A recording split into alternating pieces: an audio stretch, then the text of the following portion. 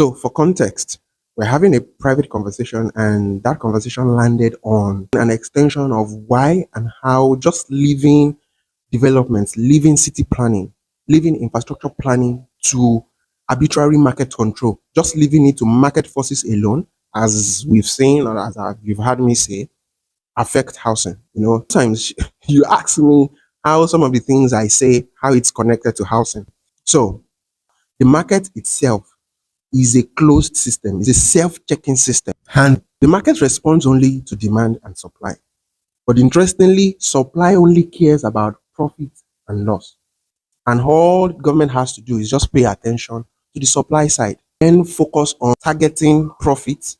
He then takes his revenue from such profit. And that is why you've seen that despite a 25 million or 28 million housing shortage, despite all over the country, the rate of compliance to approval is very low. And even despite a high rate of slum and informality, outgrowing regulation, the country still makes top revenue from real estate, from housing, from construction.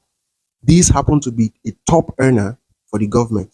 Now, what happens by focusing on that profit and loss is a total neglect of the demand side. By paying attention to demand is how government then plans infrastructure. It is by that we solve problems of transportation. We solve problems of access to economic opportunities, creation of jobs, creation of employment. It is in planning infrastructure that housing naturally just plugs and play.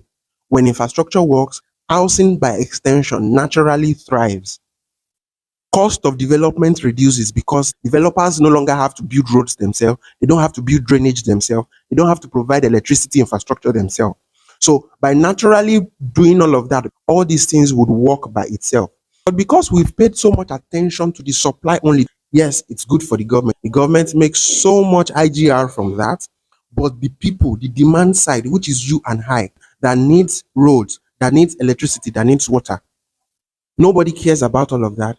And that is the side effect, that nobody cares about what matters to the people. The problem is not in allowing market to dictate. The problem is in leaving it entirely to the market to control. Because what market cares about is different from what matters to the people. Yes, what matters to the people drives the market.